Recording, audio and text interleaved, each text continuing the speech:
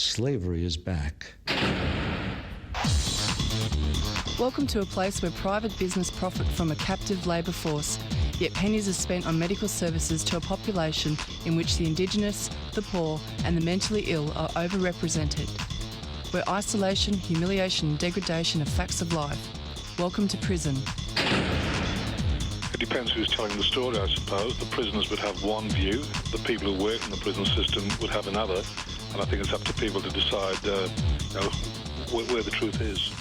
Give government propaganda and the media spin doctors the flick. And check out Doin' Time for news, views and tunes on prison issues from Guantanamo Bay to Christmas Island to prisons and detention centres everywhere. Every Monday at 4 p.m. on your community radio 3CR. We are still fired up and we're still talking about revolution. Hello and welcome to the Doin' Time show. This is 3CR Community Radio, 855 AM on the dial, streaming live on www.3cr.org.au. This is Marisa and I'll be taking you through until 5 o'clock this evening. And the warning that Aboriginal and Torres Strait Islander listeners are advised that this story contains audio images of people who have died. The 15th of April 2021 marks approximately 30 years since the Royal Commission into Aboriginal Deaths in Custody, which handed down its final report on April 15th, 1991. The report made 339 recommendations, but very few have been implemented and there is very little change. Today's broadcast is a roll call in honour of all deaths in custody, but in particular, this show is dedicated to JC, as she is known for cultural reasons. And we'll be interviewing shortly Aunty Anne Jones, who is the mother of JC, and just a little bit about her before we go on to that. And of course, we'll be having Aunty Megan with Aunty Anne, and who has been a wonderful support to her, and we'll be speaking to both of them today.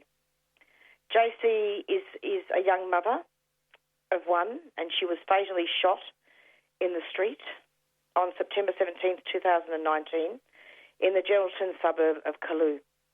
And the 29-year-old woman was taken into Geraldton Regional Hospital, where she later died of her injuries. A police officer was charged with her murder, and we will hear about what happened with his subsequent court case. JC's death triggered massive protests in Geraldton and sparked outrage across the state. We will hear very soon from Aunty Anne about this. And then after that, we'll be speaking with Ian Rintoul from the Refugee Action Coalition about the spread of coronavirus at the Parkville Hotel and other detention centres in Melbourne, and the inadequate response of the Australian government to help with this. So, yeah, pretty soon we will speak with Aunty Anne, and they will tell us what land they are from, and we're going to be speaking with them very, very shortly.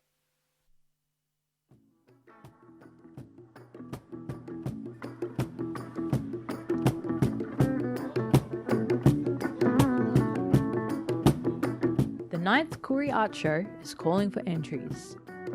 This is your chance to showcase your work. All works entered will be exhibited at the Koori Heritage Trust. To enter, you must be a Victorian-based Aboriginal and Torres Strait Islander artist aged 17 years and older. There is a total prize pool of $32,000. Go online to kooriheritagetrust.com.au to register. Entries close on the 1st of November.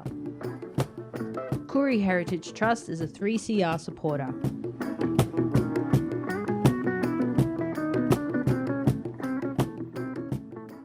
Yes, so we'll jump on shortly. And you're back with the Doin' Time show, and I'd like to welcome Aunty Anne and Aunty Megan to the show. Hello to both of you. Hello. Hey, Marisa, how are you going? Now, which one's which? I'm the first. Yeah, I'm the first one that said hello. That's Aunty Megan? That's me. Hello, how are you, darling? And Aunty Anne? Hello, Marisa, that's me. Okay, I have your voice in my memory now. Okay, so you're the mother of JC, and you heard my introduction, obviously. Yeah. I'm her mum. I've been her mum I've fostered her from a 5-month-old baby, but I am classed as her, she's known me as her mum. Of course you're her mum. Yes, I'm her absolutely. mum. Yep. Auntie Anne, did you want to just start off by telling us what land you're from, and maybe you, and perhaps you too, Aunty Megan, as well? I'm from the Midwest Gascoyne. It's called Yamidi country or Wadjuri country. That's where I'm from. I'm originally from Carnarvon, but my family's around the Midwest Gascoyne, right down to Geraldton, Mullawar, out to Meekatharra. That's where she was born, in Meekatharra, my daughter. But family members drifted all through the Midwest Gascoyne. And JC was from the same land? Yep. Yeah. She was born in Meekatharra, and where we put it later to rest in Carnarvon, that's where her great-grandmother and grandparents, grandfather's side of the family is buried in Carnarvon. And Aunty Megan, you've been supporting Aunty Anne, haven't you? Yeah, there's myself and Jerry Georgiadis. We're both on the National Suicide Prevention Trauma Recovery Project. Within a 2-year period, we've worked with about 18,000 of the most vulnerable and marginalised across the nation, and very much, yeah. So, Aunty Anne, we came into contact with Aunty Anne shortly thereafter, and even in fact that night, with how the media was portraying Miss Clark. We just had Jerry Georgiadis, he had to correct the narrative, because the dear soul, she was failed by the system in terms of Department of Health with mental health, the prison system, and also the police. But there's a number of failures. But we have been supporting. There's a lot of love and respect for Aunty Anne and the family, and we've been on the journey since it first happened right until now, and we continue, in fact, Aunty Anne's family. So there's a lot of love and respect there. But my name is Megan Krakouer. I work for the National Suicide Prevention Trauma Recovery Project, as I mentioned. But where I'm from is a place called Mount Barker, which is just about 3.5 hours out of Perth. Noongar yoga, and just we're trying to elevate the deficit discourse, particularly in these trying circumstances, without the political will of the government. Thank you so much for letting me know that. The Doing Time show has had a very, very long tradition of having First Nations people introduce their land first and foremost, and we also look at lived experience as well. Yeah, thank you. Thank you. So let's talk about what happened, and it's really what we're doing today is really just having a discussion about what happened, because it's really important that listeners are aware of the real story. So I'm wondering if the two of you, and maybe you could start off, Aunty Anne, or whatever you feel comfortable, that you two feel comfortable with, just talk about what happened, and also what happened with the murder charge as well. Well, at the time it happened, I was home in Mullawar, that's where I live, and my granddaughter and daughter-in-law, they were in Geraldton in Karloo. Now that's where she was there with my granddaughter and the daughter-in-law. Yeah. And she just sort of snapped and got a little bit, started, when you got that, when you either, like she was like getting a bit crabby or whatever you like to say, and I had a little argument with my granddaughter, which she loved, but it's just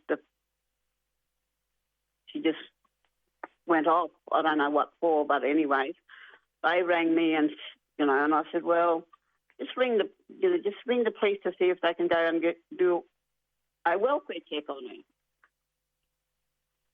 and that went from there to then they come out with, they rang back and said, the police shot her up the road. And I said, what?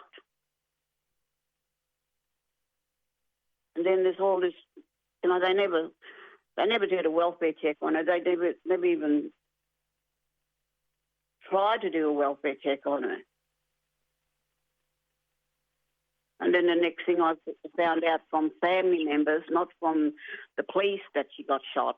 This came from family members that rang me and said,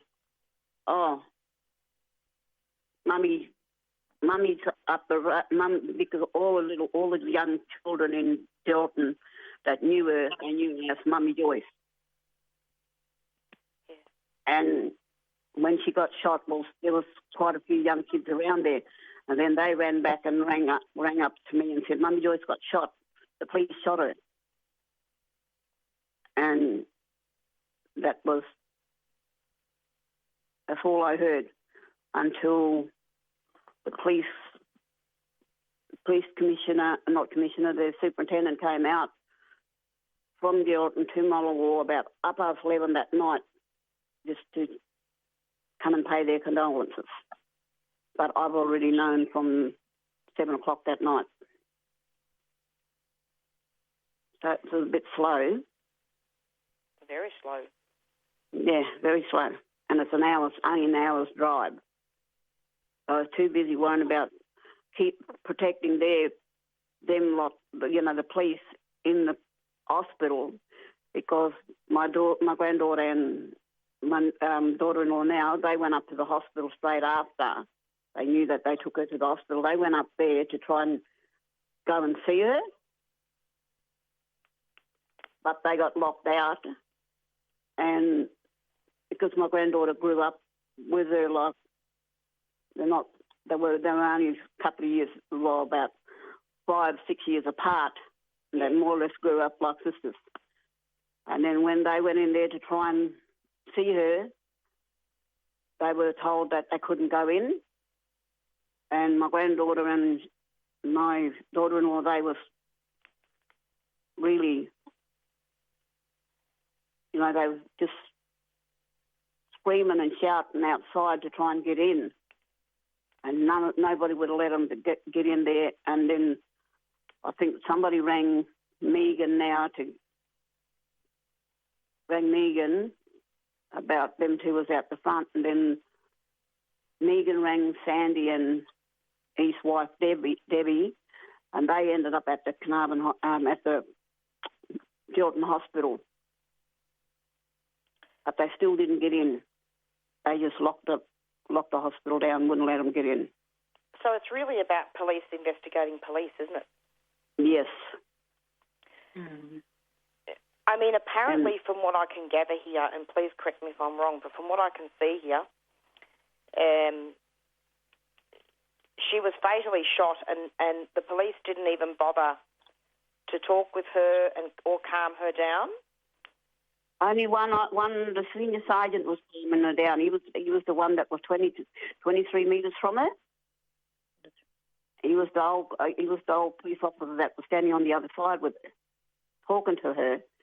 And that the one that shot her, he was the last. That was the last car to pull up, and jumped out and just went bang. Can you tell listeners what's happened now? And before I do that, I want to offer my condolences again to JC's death. And we need to honour her on air. This is a show that's being done in JC's honour and in honour of yourself. Yep, and the whole family. And they, from the time she was a young, was a baby, DCP took her from her mother. And that's how come I ended up with her. Me and my partner ended up with her, and then my partner passed away in 2000. And we had her right up, and then I ended up looking after her myself then, being a single mum with my children. And then she had a little boy back in 2011, I think, 11 or 12. Anyway, he's 9.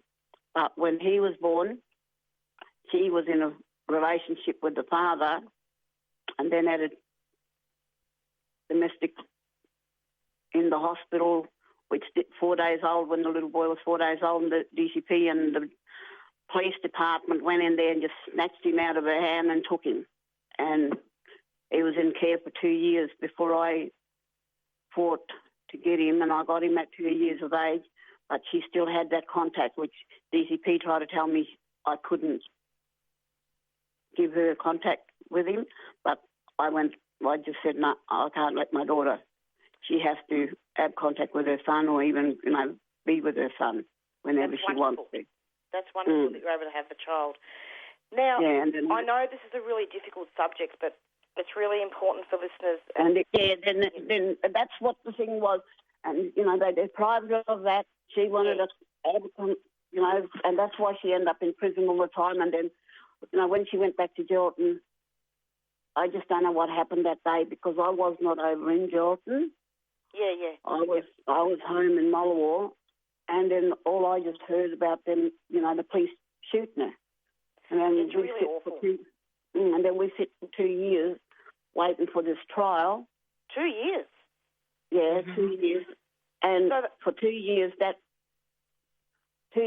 police officer never, ever sat behind bars. Let's talk about that. Let's talk about the police officer. What happened? What was he charged with murder? They arrested him. What's happened since then? They didn't charge him. The night it happened, they just took him to the hospital, did whatever they did to them there, and then he went home back to his partner and his kids. They didn't do anything until March. That's when they got evidence that, they've got a footage of that footage now that's going around. It's been televised. They got that footage, and then he ended up in jail. They took him into prison, took him into the lockup, into the police station in Geraldton, 4 o'clock that morning, interviewed him. Then by 5 o'clock, they flew him out from there on a plane to Perth here to take him straight through to the courts and charged him with murder. Then from there, when he got charged with murder and remanded in custody, him and his lawyer went from that court to the other court and applied for bail. And in the I don't know which court it is, but anyways, they went and they got bail for him. So he was out on bail of $200,000. So the bail, he put in $100,000. The police union put the $100,000 up. And he's been in Perth here for the 2 years, sitting in a motel room or whatever, not in a cell, in a motel room. He sat in that motel room right through the trial as well. Now, if that was an Aboriginal person, they would have been in jail sitting back waiting for 2 years. Absolutely, you're right. Yep. And all he can say in the court when he went to court was he was fearing for his life. There was other police officers around there. He put himself in and tried to say that she was lunging at him and whatever. She was just standing still, just staring at him more than anything else. Wasn't even trying to chuck the knife or anything at him. And what's the current situation now? He got out scot-free. He got acquitted? He got acquitted, yes.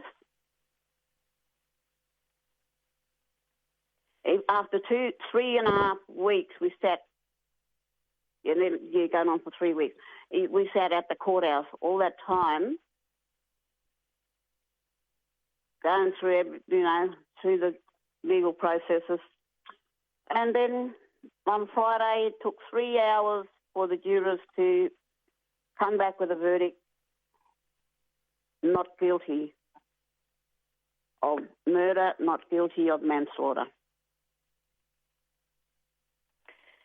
And yet it was alleged that JC, she didn't kill anybody. She didn't kill anybody. It was alleged she had a knife, but they could have talked her out of having, dropping the knife. There was no need to shoot. That's the reason why she was standing still. She wasn't intending to do anything to anybody. She was just standing there. And before, the senior sergeant was talking to her, like I was saying first time, he just jumped out of the car. He couldn't even wait for the car to stop still. He jumped out and ran along the side of the car. So there's been more than 400 Aboriginal and Torres Strait Islander people that have died in police custody, haven't there, since the end of the Royal Commission. And during that time, only a handful of cases have resulted in prosecution. Yeah. Oh, it's absolutely horrendous with what's going on, and the injustices that have been suffered is not what actually happened. I'd come in. Jerry Georgiadis had contacted me that night because he was getting phone calls left, right, and centre from the Yamatji community. He'd spoken to myself. I'd spoken to Debbie Woods. She's the CEO of the Geraldton Regional Aboriginal Medical Service. Sandy Davies, he's the chairperson of the Geraldton Regional Aboriginal Medical Service, and both are absolutely wonderful with what they do, not only in the Yamatji country, but very much right across the nation and very much across the state. But there's a number of failings here, and just going back to what happened on that tragic day, it's 8 police officers at the scene, 8 police officers. There was a gentleman who was 2 to 3 metres away from Miss Clark, and he was trying to de-escalate the situation. And he was 10 days earlier, he did come into contact with Miss Clark, rest in peace, and he took her to the hospital for to make sure that she was okay. Now, 10 days later, the same officer, he's trying to de-escalate the situation. And the car with the accused, or the person who's now been acquitted, he was one of us on scene. He was the most junior officer on scene. He did not take into account that, yes, there was already a senior officer who was known to Miss Clark, and she knew him as well, who was already de-escalating the situation. As soon as he jumped out the car and the car had barely stopped, 4 steps, he was pulling out his gun. He gets to her, and this all happens within 17 seconds. He gets to poor little soul. They have a face-off within 3 seconds. Miss Clark, rest in peace, she did not move her feet. Did not move her feet at all. And as the CCTV footage clearly shows, she was not intending on raising the knife or anything like that. But he took it upon himself, the most junior person, 3 officers out of the car. The others were in the car. The most senior person who was parking the car and containing the area. The area was very much contained by that sense. And he took it upon himself, I'm going to shoot her, and that's exactly what he did. Now, the mere fact that he wasn't convicted of murder, the mere fact that he wasn't convicted of manslaughter, and the mere fact that he was acquitted of these charges is absolutely disgusting, absolutely disgusting. But we must also take into account some of the other organisations and the institutions and the government who have failed. We must remember that 2 years prior to Miss Clark, rest in peace, coming out into the community, she was in a prison. Now, being in a prison, where was the restorative justice? Where was the rehabilitation? Where was the support to ensure that she was coming out into a house, into the support? That's what they're supposed to do. That's what they're funded to do. And they failed to do that. In terms of the mental health support, well, where was that? Why did the police officers not have somebody who was trained in mental health, and even the police officers being trained in mental health, to de-escalate the situation? There was none of that. So the mere fact that a police officer, who was the most junior on site that day, who arrived in the car that pulled up last, within 17 seconds, shoots Miss Clark dead, is just an absolutely disgusting tragedy. And it's an indictment not only on the police department, Department of Corrective Services in Western Australia, but very much in Western Australia, the government and the federal government. The Aboriginal Deaths in Custody, the Royal Commission into Aboriginal Deaths in Custody report in 1991, 339 recommendations, they haven't even been implemented. So therefore, there's no political will. No political will whatsoever. Absolutely. There should have been more done. There wasn't more done. What we're seeing right now is that at least 485 people of our brothers and sisters, First Nations, right across this nation since 1991, have died at the hands of police, have died in the prison system. Now, by 2025, we're expecting that number of our brothers and sisters, all our countrymen and ladies and children, we're expecting that's to grow to 600. Now, that begs the question, what was the point of having a Royal Commission if they're not going to implement the recommendation? What was the point? We know that there's a gap between the haves and the have-nots, but in terms of what happened with Miss Clark, it's a total injustice, it's a travesty, and this West Australian government should be ashamed of themselves. In terms of the court process, in terms of suppression orders, why is there a suppression order so we cannot mention his name? It's ludicrous, and there's a lot of frustration, there's a lot of outrage, and we need to remember that with what's gone on, there's a little boy now growing up without the love, without a mother, without his mother. Yep. And he that afternoon, he said, "Why did the police officer get out, Nana?" He said, and then next morning, when we come back. And the next morning he said, "Nana, why did that police officer get out? Why didn't he go to jail? He shot my mother, so why didn't he go to jail?" And that's another issue of contention. And the day that happened, when she did get shot, that was about 6:15 or something. Yeah. And we was in Mullawa, me and my 4 grandchildren. Yeah. 3 Ian, her little boy, and my daughter's 3 kids. We was out over there in Mullawa sitting down waiting to watch TV. We was watching TV. And when that shot happened in Geraldton, he looked at me 5 minutes before a family member rang me to say that she was already gone. He looked me straight in the eye and he said, "Nana, my mum's dead." I'm just happy that you were able to get the little boy. We was 100 k's away. Yeah. We was 100 k's away, and that little boy at 6 years of age just looked me straight in the eye and said, "My mum's dead." It's awful. It's she genocide. died in the hospital. She died right on the scene. Yeah. Aunty Anne and Aunty Megan, I'm so happy that you two have come onto the show. I actually got a call at 6:30 this morning. Marion McKay sent through a message, and she wanted me to do the interview, and I was really happy to do it, and I'm hoping that I can have you back regularly. Yeah. No, thanks for that, Marisa. I mean, you know what the situation is right across the nation where we're being denied justice. But in terms of the place we think about many families, Mr. Pat, rest in peace. Yep. Think about Shadina, rest in peace, where she was held to the ground 65 seconds later. Even like old Uncle Mr. Ward. Mr. Ward. Cooked in the van. In the van, he was cooked for 4 hours by criminally negligent officers. Yes. And Miss Drew, rest in peace. Yep. And many other families right across Western Australia. So there hasn't been any accountability. There sure as hell hasn't been any culpability. And this is an issue that's been going on for many years. We know that there's no political will, because if there was political will, they would have implemented all the recommendations from the Royal Commission into Aboriginal Deaths in Custody. But we see a lot of our people out in community and they're starving. They've got no food. In Western Australia, for example, we've got 17,000 people on the wait list for Department of Housing and Home, equating to 44,000 people. Now, one of the things that should have been done, which wasn't done after Miss Clark, rest in peace, had left the prison system, is she should have had her own house. Yep. And that's one of the things that she said, and that was the evidence that was given in court. I need my own house, otherwise I'm going to kill myself. And I tell you, she was a very clean girl, and she would have looked after her house. That's right. Yep.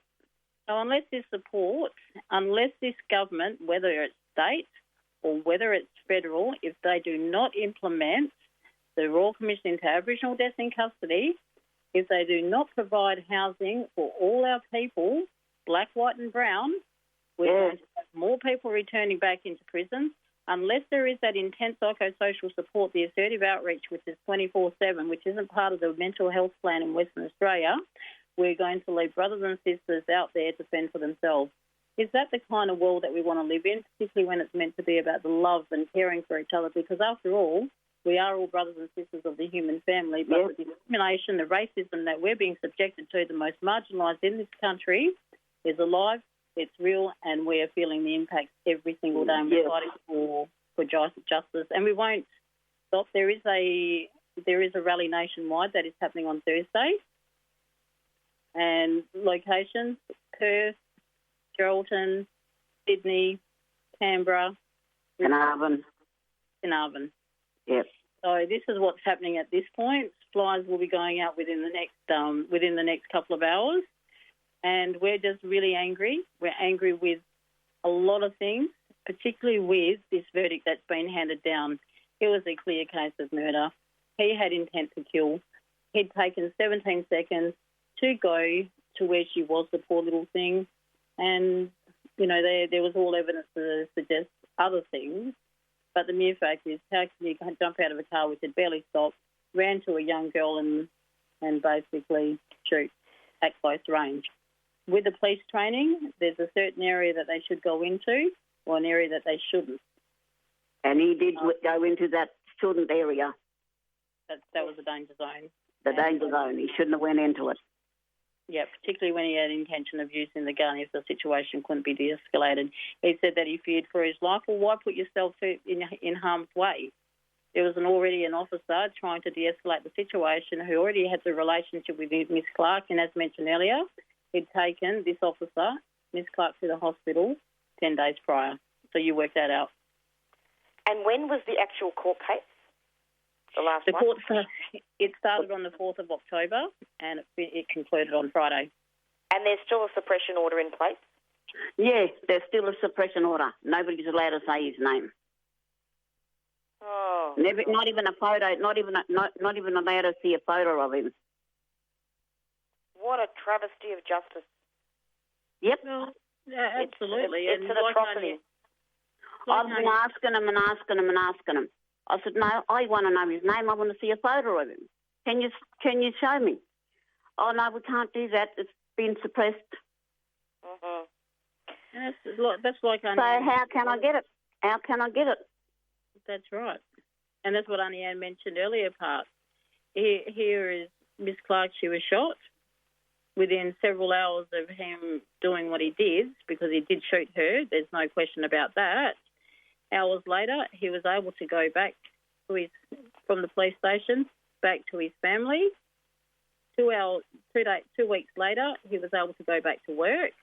6 months later, that's when the homicide squad from Perth went to Geraldton, did what they did in terms of arrested him, brought him down to Perth, and when brought down to Perth, he was charged with murder. He went to the magistrate's court that morning and straight across to the district court, and that's where he got bail. He has never spent a night in prison. So if that was an Aboriginal person or someone who was still in jail, that person would have been charged that night. They would have stayed in prison until such time that the trial came up. That's our reality. Some people in prison over here in Western Australia, they're sitting in prison for 1 year, 2 years, just waiting for their court case to be heard. What's the difference? There's no difference. You do the wrong act, you do equality. You do the crime, you do the time. But he did a crime, and he's not doing the time. Just like Chris Hurley, who was living it up on the Gold Coast after he killed Dumudgy. Yep.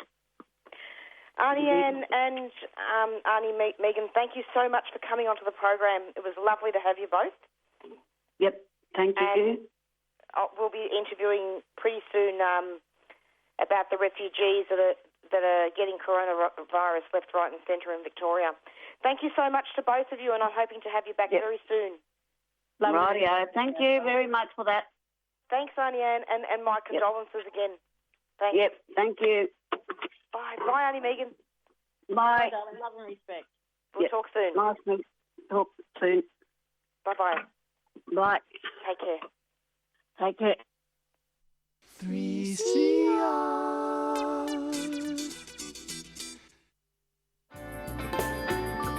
Health Before Profits is a campaign to oppose the Liberal Party's reckless drive to reopen, which threatens the health and safety of Australia's poor, working class and Indigenous communities. We demand an immediate return to a zero COVID elimination strategy before it's too late. Join us for online forums, activism and campaigns. To find out more, follow Health Before Profits Vic on Facebook, Twitter or Instagram. Health Before Profits is a 3CR supporter.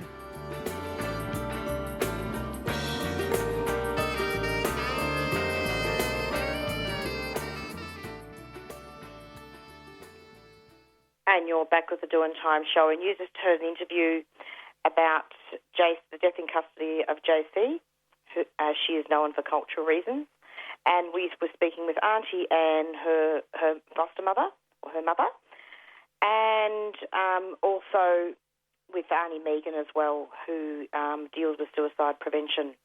Coming up on the show now, we're going to be speaking with Ian Rintoul from the Refugee Action Coalition.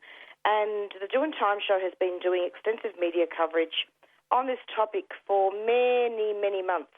And in fact, in 2020, we warned that the refugees in the Park Hotel and also in Maita Detention Centre in Broadmeadows will be contracting coronavirus. And now all of a sudden the mainstream media has gotten hold of this topic. And it's good that it's being covered, but it's a little bit late now, isn't it? So on the show, I'd like to welcome Ian, who will talk about the refugees with COVID-19 and looking at the spread and what's going on and the inadequate measures taken by the Australian government. Hello, Ian. Welcome to the program. Yeah, hey, Marisa. So what's going on? Well, it's stalemate at the moment. There are, still 20 confirmed cases, but we've got the same problem we had right at the beginning of the outbreak, is that there is an obvious delay. Whether it's an orchestrated delay or not, we're not sure, but instead of everyone getting their test results yesterday, the only test results were given to people were negative test results. So why people can all be tested on the same day? This is the second time around, and for one of those negatives to be positive, and the rest negative, and still about half the people who are tested haven't got a result. And this is the third day. This is the kind of farce which resulted in the spread of COVID inside Park in the first place. And I believe that there have been a couple of protests happening in regards to this. Yes, I mean, there was a picnic protest, but the cops tried to disperse and, actually warned people if they were picnicking, unlawfully between 2 o'clock and 4 o'clock, I think it was last weekend, then they would be issued with fines. But people did picnic, but there was a protest on Saturday, just gone, and there was, perhaps around 200 people actually came to that protest. So, that was very good, very heartening to see as sort of one of the, the first solid protests since, lockdown lifted in Melbourne. So primarily, what are the issues surrounding coronavirus and refugees? Is it fair to say that they're not getting the same treatment as people in the community? That's very fair to say. I think there's a few things. I mean, one is that it's a very vulnerable group of people. I think people need to think about aged care homes in terms of, some comparable kind of vulnerability, both in terms of the closed nature of their residents. I mean, they're even more confined in the Park Hotel than aged care. But many people have underlying medical conditions. All the people in the Park Hotel were brought here either under Medivac or shortly after Medivac was repealed, because of medical treatment, requiring medical treatment in Australia. They mostly haven't got that medical treatment, but it doesn't mean there are all kinds of underlying conditions which make them particularly vulnerable. But the circumstances inside the hotel itself make them extra vulnerable. It's a very high-risk environment. It's impossible to socially distance in the conditions inside there. The windows were actually welded shut by Border Force after the refugees moved in December last year. so there's no access to the outside, there's no recreation area or anything like that. Where we're not sure about entirely about the, we know the place is air conditioned, but the nature of that air conditioning is not clear. But we also know unless there are specific filters and arrangements made to ensure that the air conditioned air is not just being recycled inside the hotel, then it just does become an incubator for the virus. And at the moment you've got people who are COVID positive on level 1 and people who are still, at the moment, COVID negative on levels 2 and 3 with really, nothing of any substance separating the two. This is not a usual quarantine, situation, and even prisons go to much greater lengths to ensure that the COVID protocols are actually followed, and that's not what's happening inside the Park Hotel. Even in the first instance, when the first cases emerged, people presented with symptoms. They weren't tested isolated and tested until 2 days later.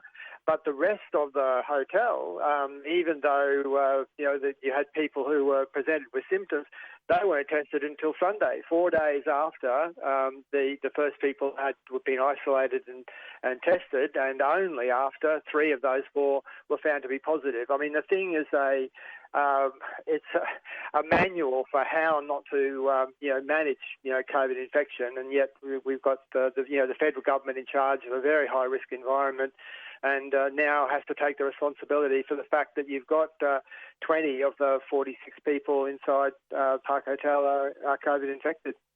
So why aren't they being evacuated, like cruise ships are in aged care facilities? Well, that's a very good question. The only short answer I can give you is that it's now very clear that Victorian Health does not control the Park Hotel, and the quarantine arrangements and all the infection management arrangements are being done by the federal government. That means Border Force. That means Serco, and that's a recipe for a disaster. We've got to probably don't want to go into it now, but we've got another positive guard at MITA. The 2 compounds in MITA at least now have been shut down for another 2 weeks. So it's not just the Park Hotel where it's a problem. We knew that, but in the Park Hotel, the abject failures of Border Force and Serco has led to an outbreak which can only be compared to some of the worst that happened in aged care facilities. Ian, this is such a disaster. I mean, it's, there's a failure here to identify the source of the infection, and then you've got a complete breakdown of even basic COVID protocols, and that leaves the hotel and the community at greater risk, doesn't it? The whole thing is a greater risk. I mean, I wouldn't be at all surprised. Well, I'm meant to be blunt. I expect there will be more positive cases inside the Park Hotel because of the failures to properly isolate and quarantine. That's happened already. But yes, normally there would be move heaven and earth to actually identify the source of the infection, to make sure that all the possible close contacts were identified, that the exposure sites were identified. We've heard nothing about which Border Force officer, which Serco officer is responsible, whether it's the site at MITA is an exposure site. There's been none of that information that's come out of the Park Hotel. So I think that also the fact is, while I'm very happy to hear that Victorian Health is writing to the federal government, the fact is that Victorian Health has also slipped up on this as well, and they've allowed what is an obvious COVID failure on their watch in the middle of their of Melbourne, and have done nothing about it except belatedly write to the Department of Home Affairs and try to get some answers. Really, they should be taking control of the Park Hotel out of the hands of the federal government and Border Force, who have shown that they simply have no idea what they're doing.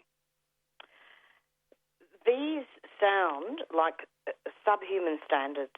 I mean, if you can imagine, listeners, that you've got refugees that have coronavirus, that if they're not sick enough to be hospitalised, they're suffering in there, closed up, and that leads me to my next question: have the refugees been able to be hospitalised with coronavirus? One is in hospital on oxygen. When there's been a couple of instances of people being transported to hospital to be checked before being brought back to the hotel. We have been given an undertaking by the government that if ambulances are called to the hotel, they will be allowed to see the people who called the ambulance. But we've also got good evidence that that's not what is actually happening in practice. But I think perhaps more to the point in terms of the medical facilities inside the Park Hotel. I mean, it is a farce. You've got two nurses. Now two nurses. There used to only be one, but the second one's been employed since last Tuesday. They're only on call, only on roster from 8 o'clock to 4 o'clock in the afternoon. After 4 o'clock, COVID doesn't knock off. And even to get Panadol after 4 o'clock requires the people themselves to actually make phone calls to off-site medical authorities, go through numerous questions, sometimes on the phone for 15 or 20 minutes answering the questions before those medical authorities will actually authorise, a couple of Panadol for people. Yesterday we had an absurd situation where the nurse does around once a day, but there was no Panadol, available on that dispensing round. So it's just ridiculous, that they couldn't even, wander up the road to Woolies and grab a few boxes of Panadol when they realised they were out of it. But as I said, the fact that you've only got two nurses from 8 till 4, no one inside the hospital has actually seen a doctor. At best, there's been some consultation, by over the phone. But it also means that there's no routine observations. The nurse goes around once a day, usually later in the afternoon. Food is dropped in the outside their doors, so the doors aren't opened. And if they collapsed inside, as has happened in a couple of cases, no one checks on them. They could be there for hours if they're not able to use their phone or get to the door and bang on the door. So I mean, it's unacceptable no matter which way you look at it, and you can only, I think, understand why those kind of conditions are allowed to fester in Melbourne when you understand what the government policy to refugees.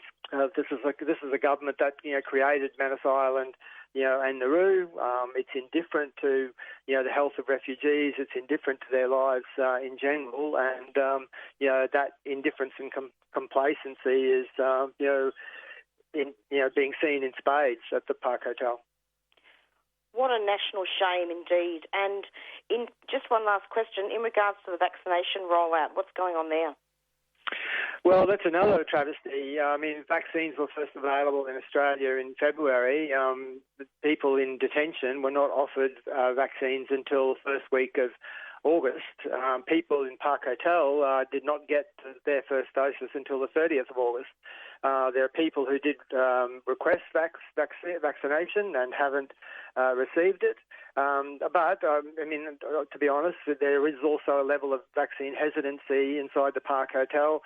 These are people who were liable to be removed back to Manus and Nauru. Being vaccinated was a precondition for that removal, so many of them were very reluctant to be vaccinated until they were actually released from the hotel and said as much.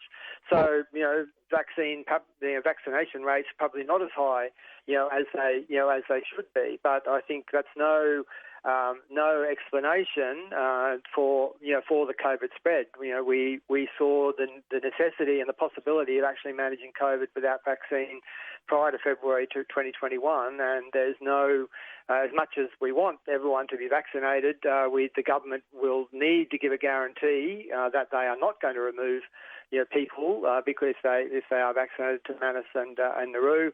The other big problem, which we tried to get around, was that the people who make the appointments is IHMS, and IHMS is the detention medical provider, is just regarded as a wing of Border Force. They're used to medical mistreatment and negligence at the hands of IHMS.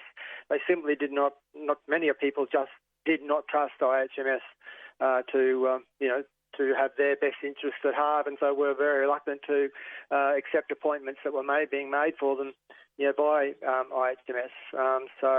The vaccination rates, certainly we want people to be vaccinated, but you can't understand what's happening in Park without looking, at the policy of detention, at offshore detention, and the recreation of those circumstances now in the Park Hotel and other APODs and detention centres in Australia, and that's why our argument is there are immediate things which need to be done. They do need to be evacuated from that hotel. They do need to be safely quarantined. But overriding all that, we need to see them freed.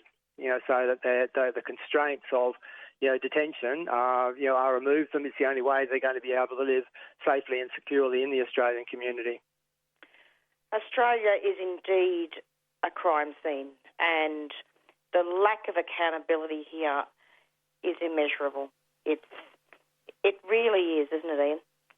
Yeah, no, it's a crime, and what is happening in Park Hotel is a national shame. It should be, a national scandal. Hopefully, it will reach that level. As I said, it's encouraging that Victorian Health is actually writing to the department, but the truth is that on every press release which has come out by Border Force, at the end of it, they've said, that the Park Hotel is being operated in conjunction with the health authorities from the Victorian Health. Now, we know pretty much now that that's a lie. It's not the first lie that Border Force has told, but it certainly is one more indication why we're not going to see a substantial change in Park Hotel until the control of that hotel is taken out of the hands of Border Force, and that means releasing the people from the control of Border Force, so that Victorian Health can have and can actually exercise control and ensure that there are proper safe practices put in place, and that the interests of the people in the hotel are put first. At the moment, the primary interest of the government is to maintain their border protection policy, their offshore detention policy, and as we know, we've seen people die offshore as a consequence of that policy. Now we see quite literally lives being put at risk in the Australian mainland.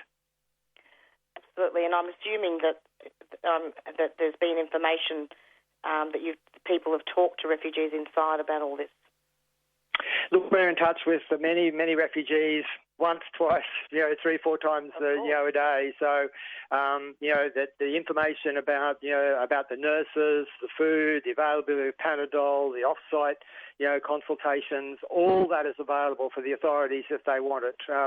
I can give them dates, times. I can give them individuals if they want to go in. But I think it says volumes.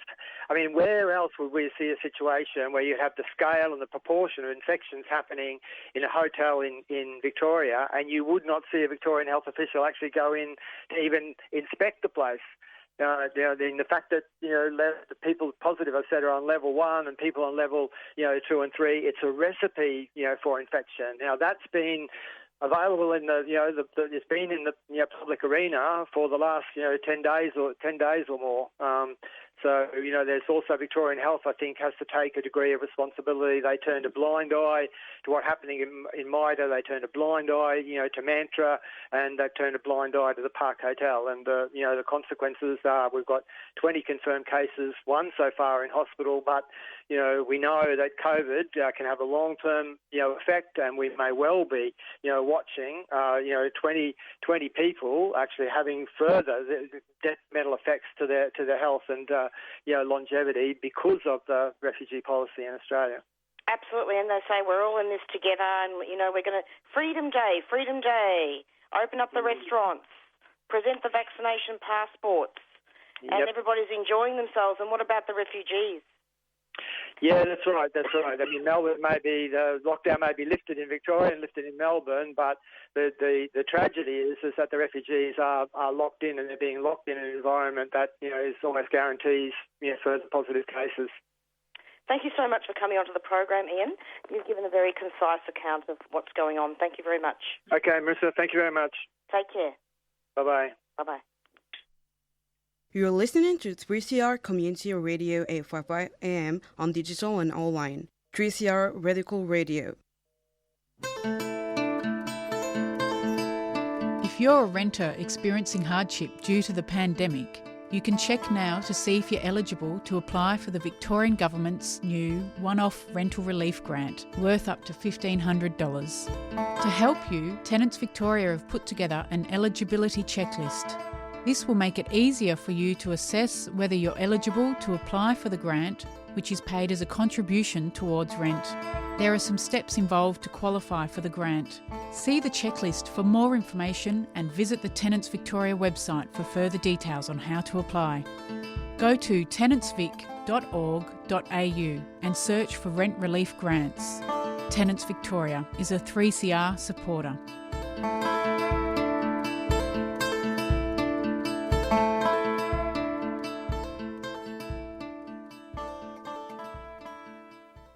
And we're just about out of time. This is the Doing Time Show, 3CR Community Radio. Thank you to all our guests today. Thank you to Aunty Megan and Aunty Anne Jones. And also thank you to Ian Rintoul from the Refugee Action Coalition. This show was dedicated to JC, who died in custody. JC, as she is known for cultural reasons. So, tune in every Monday from 4 to 5 for the Doing Time Show. And thanks so much. Take care of each other. Bye.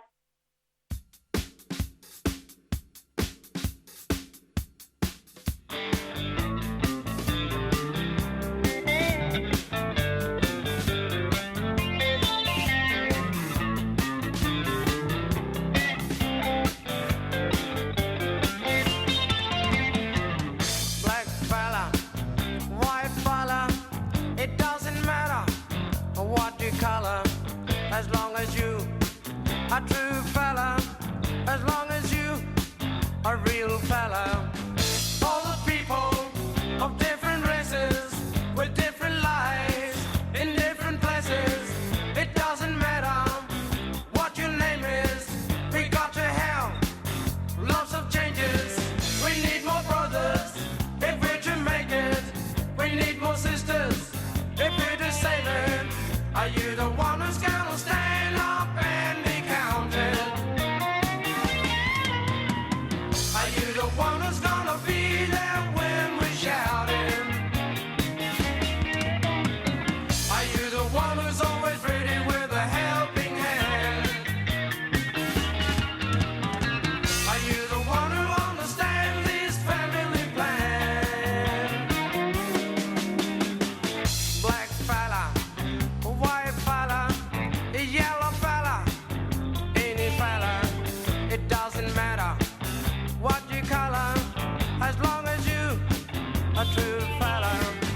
All the people of different races with different lives in different places, it doesn't matter which religions, it's all the same where the ship is sinking. We need more brothers if we're to make it. We need more sisters if we're to save it. Are you the one who's gonna stand up and be counted? Are you the one who's gonna be there when we shout it? Are you the one who's always ready with a helping hand? Are you the one who understands this family plan?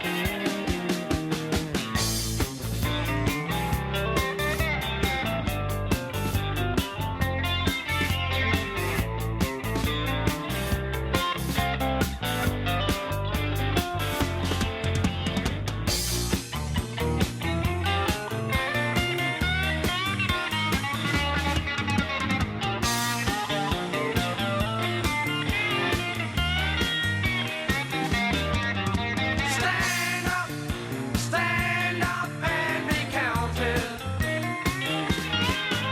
Stand up and be counted. Are you the one who's always ready with a helping hand? Are you the one who understands this family plan? You've been listening to a 3CR podcast produced in the studios of independent community radio station 3CR in Melbourne, Australia. For more information, go to allthews.3cr.org.au.